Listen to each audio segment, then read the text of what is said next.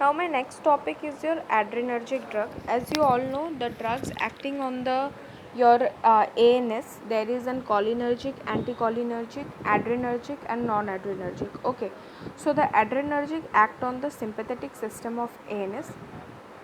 It having three catecholamines: non-adrenaline, adrenaline and dopamine. Okay, non-adrenaline act on your sympathetic, adrenaline act on your parasympathetic and dopamine. First of all हम लोग इसको कैसे पढ़ेंगे कि हम लोगों का जो नॉन एड्रेनलिन से एड्रेनलिन कैसे सिंथेसिस होता है, ये हम लोग को स्टोर कहाँ पे होता है, ये हम लोगों का एक्ट कहाँ पे करता है और इसके फंक्शंस क्या क्या है. ठीक है, तो सबसे पहले आता है हम लोग का सिंथेसिस. सिंथेसिस में जैसे कि मैंने ये चार्ट बनाया है, आपको दिख रहा होगा, तो इसमें क्या है कि इसमें फिनाइल लैक्टिन जो होता है वो हम लोग का लीवर में जाता है. लीवर में जाके यह हम लोग का टायरोसिन में जाता है. टायरोसिन से डोपा में जाता है और डोपा जो होता है वो हम लोग का न्यूरल साइटोप्लाज्म में होता है और न्यूरल साइटोप्लाज्म से जाकर के डोपामाइन बन जाता है. तो PTD, phenylalanine, then your tyrosine, then dopa, then dopamine.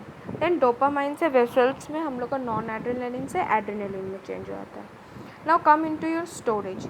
Mainly में स्टोरेज में सबसे इंपॉर्टेंट जो क्वेश्चन आता है वो पहले मैं बता देती हूँ. क्रोमोगोनिन जो है वो हम लोग को स्टोर करता है इसके कैथेकोलामाइंस को. ठीक है, कैथेकोलामाइंस जो भी हम लोग के 3 कैथेकोलामाइंस हो रहे थे. अब क्या करता है, जो भी वेसिकल्स है नर्व ट्रांसमिशन में, वेसिकल्स क्या करता है, एक्टिवली डोपामिन को लेता है और ये प्रोमोमिन बीटा हाइड्रोक्सिलेज के हेल्प से नॉन एड्रेनलिन को बाइंड करता है. और कहाँ पे ये वो स्टोर रहता है, ये क्रोमोगोनिन में जाके स्टोर हो जाता है. Now come into your release कि ये रिलीज़ कैसे होता है. ये रिलीज़ हम लोग के 2 टाइप से होते हैं. एक्सोसाइटोसिस के हेल्प से भी हो सकता है और ये वेसिकुलर कंटेंट पोर्ड आउट के हेल्प से भी हो सकता है. Now come to your metabolism कि मेटाबॉलिज्म कैसे होता है. ये मेटाबॉलिज्म ऐसे होता है, जो नॉन एड्रेनलिन होते हैं वो हम लोग के छोटे छोटे वेसिकल्स में होते हैं न्यूरोट्रांसमीटर में. जैसे ही वो पोर्ड आउट होते हैं वो उसके सिनेप्टिक क्लेफ्ट में चले जाते हैं. जो भी नर्व ट्रांसमिशन के बीच में सिनेप्टिक क्लेफ्ट होता है ना, तो उसमें चले जाते हैं. वहाँ से वो COMT, कैथेकॉल ओ मिथाइल ट्रांसफरेज के हेल्प से कैथेकोलामाइन का मेटाबॉलिज्म होता है, जिससे कि वो चेंज हो जाता है विनाइल मैलिटिक एसिड में +3 मेथॉक्सी 4 हाइड्रोक्सी फिनाइल ग्लूकोन के हेल्प से एंड देन मिथेनेफ्रिन. नाउ कम करते हैं, आते हैं हम लोग कि इसके क्या क्या रिसेप्टर्स होते हैं. तो सबसे पहले हम लोगों ने क्या पढ़ा कि एड्रेनर्जिक रिसेप्टर के 3 कैथेकोलामाइंस होते हैं और एड्रेनर्जिक ड्रग्स में 3 कैथेकोलामाइंस होते हैं. इसका सिंथेसिस कैसे होता है, इसका सिंथेसिस लीवर में होता है टायरोसिन में. फिर क्या होता है कि ये नॉन एड्रेनलिन से एड्रेनलिन में चेंज होता है. ये जो स्टोरेज होता है इसका न्यूरोट्रांसमीटर में छोटे छोटे में. फिर ये मेटाबोलाइज होता है क्लेफ्ट्स में और फिर ये चेंज होता है मिथाइल नेफ्रिन में. मिथाइल नेफ्रिन में चेंज हो जाता है. अब आते हैं हम लोग इसमें कि एड्रेनर्जिक रिसेप्टर में कौन कौन से रिसेप्टर्स होते हैं. ये हम लोगों के जो होते हैं इसके रिसेप्टर होते हैं G कपल प्रोटीन रिसेप्टर. जैसे कि मैंने आपको पहले ही बोला था कि जो G कपल प्रोटीन रिसेप्टर होते हैं वो 6 हेलिकल वाले होते हैं, जो कि 3 इंट्रासेलुलर होते हैं और 3 एक्स्ट्रा सेलुलर होते हैं. ये क्या फंक्शन करता है, ये increase and decrease in the intracellular production में ये हेल्प करता है. ये IP3 और CMP के हेल्प से ये काम करते हैं. It is very important to know कि कौन से रिसेप्टर से काम करता है. G प्रोटीन कपल रिसेप्टर के हेल्प से ये काम करता है और किससे हेल्प करता है, IP3 और CMP में. Now come to your adrenergic receptor. Alpha और बीटा में मैंने इसको बांट दिया है. जो अल्फ़ा है वो हम लोग का मोर पोटेंट होता है बीटा से. ठीक है, एग्जाम्पल है इसका आइसोप्रिनोलिन. और जो बीटा है वो है आपका, मतलब वो ऐसे जाता है, सबसे ज़्यादा पोटेंट हम लोग का आइसोप्रोनालिन होता है, फिर एड्रेनलिन होता है, फिर नॉन एड्रेनलिन होता है. फिर से मैं आपको बता देती हूँ. सबसे पहले हम लोग का बीटा में आइसोप्रोनालिन होता है, फिर एड्रेनलिन होता है, फिर नॉन एड्रेनलिन होता है. ये मैंने आपको बताया जो मोर पोटेंट, ये जो अल्फ़ा के बारे में मैंने आपको बताया, ये मैंने एगोनिस्ट के बारे में बताया. ठीक है, सबसे ज़्यादा पोटेंट इसका उल्टा होता है बीटा का. सबसे ज़्यादा पोटेंट कौन सा होता है, नॉन एड्रेनलिन होता है. और सबसे कम पोटेंट कौन सा होता है, आइसोप्रिनोलिन होता है. अल्फ़ा बीटा में एकदम ऑपोजिट पोटेंसी दिखा रहा है एगोनिस्ट में. सेम वैसे एंटागोनिस्ट में. एंटागोनिस्ट कौन सा होता है, फिनाइल ऑक्सीबेंजामाइन. जबकि आपका बीटा का एंटागोनिस्ट कौन सा होता है, propranolol. Okay, then come to your affection या पाथवे। पाथवे में क्या होता है, DAG इंक्रीज़ हो जाता है, कैम्प डिक्रीज़ हो जाता है और पोटेशियम चैनल इंक्रीज़ हो जाता है। पर यहाँ पे कैम्प इंक्रीज़ होता है, अल्फ़ा में क्या हो रहा था, कैम्प डिक्रीज़ हो रहा था, और यहाँ पे क्या हो रहा है, कैम्प इंक्रीज़ हो रहा है और कैल्शियम चैनल्स हम लोग के बहुत ज़्यादा सिक्रेशन करने लग जाते हैं। जबकि अल्फ़ा में क्या होता है, पोटेशियम चैनल हम लोग का इंक्रीज़ करता है, राइट। अब आते हैं हम लोग का बीटा रिसेप्टर में। बीटा रिसेप्टर हम लोग का 3 टाइप का होता है, बीटा 1, बीटा 2, बीटा 3। बीटा 1 जो होता है वो हम लोग का एक निमोनिक, मैंने आपको बताया बनाया है, 1 हार्ट 2 लंग्स। हम लोग के शरीर में 1 हार्ट होता है, 2 लंग्स होता है, तो 1 से आप याद रखना बीटा 1 हार्ट में होता है, और 2 लंग्स से याद रखना बीटा 2 हम लोग के लंग्स के उसमें होता है, जैसे कि bronchial, then vascular, then uterine, ठीक है, ये यूट्रस में होता है मतलब यूट्रीन, और बीटा 3 जो होता है वो एडिपोसाइट से होता है। अब बीटा 1 को एक्टिवेट कौन करता है, और ड्यूब्यूटामाइन, और ब्लॉक कौन सा करता है, मीटोप्रोलॉल, ठीक है। जैसे कि हम लोग को पता है कि दोनों हम लोग के हार्ट में देने वाले ड्रग्स है, तो डोब्यूटामाइन ये क्या करेगा, बीटा 1 क्या करेगा, डोब्यूटामाइन को हार्ट रेट को हम लोगों का एक्टिवेट करेगा, जबकि ब्लॉक कौन सा करेगा, मेटोप्रोलॉल करेगा। सेकंड, जैसे कि हम लोग का लंग्स है, तो सैल्ब्यूटामॉल लंग्स का ही मतलब ब्रोंकाइटिस होता है या लंग्स का ही कोई प्रॉब्लम होता है तभी हम लोग देते हैं, जैसे सैल्ब्यूटामॉल, तो एक्टिवेट कौन करेगा, सैल्ब्यूटामॉल, और ब्लॉक कौन करेगा, अल्फा मिथाइल प्रोपेनॉल, ओके। अब आ जाते हैं हम लोगों का अल्फ़ा में अल्फ़ा 1 और अल्फ़ा 2 दोनों होते हैं।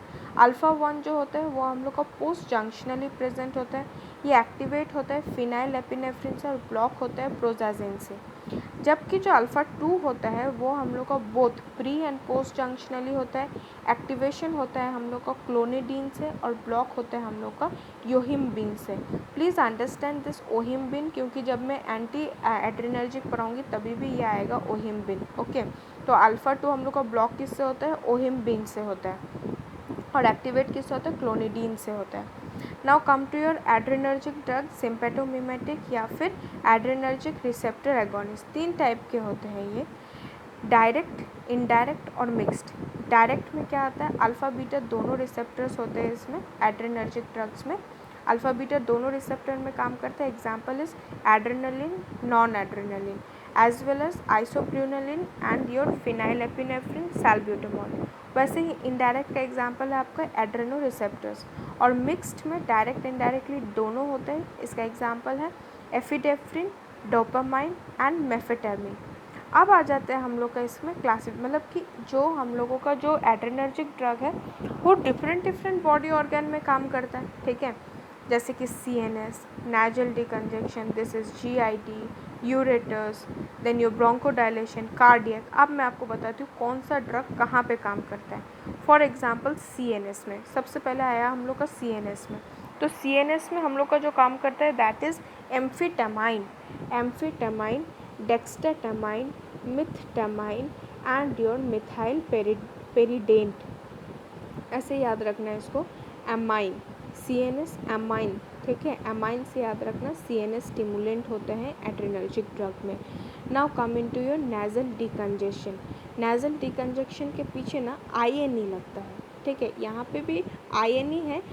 ऊपर वाले में क्या है, इसमें और इसमें कंफ्यूज मत होना, क्योंकि ऊपर वाले में क्या है, माइन है, जबकि नेजल में क्या है, लाइन है या ज़ोलाइन, ठीक है, ZOLINE, जैसे कि xylometazoline, oxymetazoline, naphazoline, phenylephrine, okay. तो line LINE।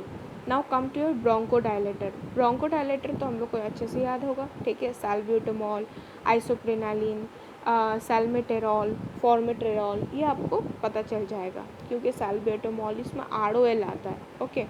Now come in to your cardiac stimulant. Cardiac stimulant में adrenaline, dobutamine and isoprenaline. Now come in to your anorectics. Anorectics में हम लोग का आता है amphetamine, fenfluramine and dexfenfluramine. Now come to your uterine relaxant. Uterine relaxant में भी salbutamol and your terbutaline. And pressor agents में आता है हम लोग का noradrenaline, ephedrine, dopamine and phenylephrine. अब हम लोग को ये याद कैसे होगा, ठीक है, याद इस तरीके से होगा जैसे कि मैंने आपको CNS और नेजल का बता दिया और ब्रोंको का बता दिया। अब देखो जो कार्डियक है उसके ड्रग्स प्रेशर एजेंट से थोड़ा मिक्स होते हैं। वैसे ही मेरा जो ये एनेरोक्टिक्स को याद करना पड़ेगा, और यूट्राइन जो है वो मेरा ब्रोंकोडायलेटर के ड्रग से थोड़ा बहुत मेरा मिक्स होता है, ठीक है। तो ऐसे करके मुझे याद रखना पड़ेगा। Now come to your action कि एक्शन क्या करता है। अब मैंने इसको डिवाइड कर दिया है, इतना याद रखना, अल्फ़ा जो होता है ना, अल्फ़ा का सारा जितना भी रिसेप्टर है वो सारे हम लोग का कॉन्स्ट्रिक्शन ही करते हैं, ठीक है, एक दो को छोड़ के। और जो बीटा है वो सिर्फ हम लोग का डायलेशन ही करते हैं। फॉर एग्जांपल अल्फ़ा में कॉन्स्ट्रिक्शन, बीटा में डायल्यूशन। अल्फ़ा में increase in the BP due to constriction, beta में decrease in the BP. Then heart में लिटिल एक्शन एरिथमिया, जबकि बीटा में स्टिमुलेशन। देन लंग्स में नो इफेक्ट, जबकि बीटा में bronchodilation. Then eyes there is contraction, जबकि here there is relaxation. हर जगह तुमको ये दिखेगा, पर सिर्फ आपका इंटेस्टाइन ही एक ऐसा जगह है जहाँ पे दोनों में रिलैक्सेशन होता है, ठीक है। नाउ एज पर सेम, ठीक है, सेम वैसे ही हम लोग का पूरे में आ गया आपका रिलैक्सेशन एंड एवरीथिंग।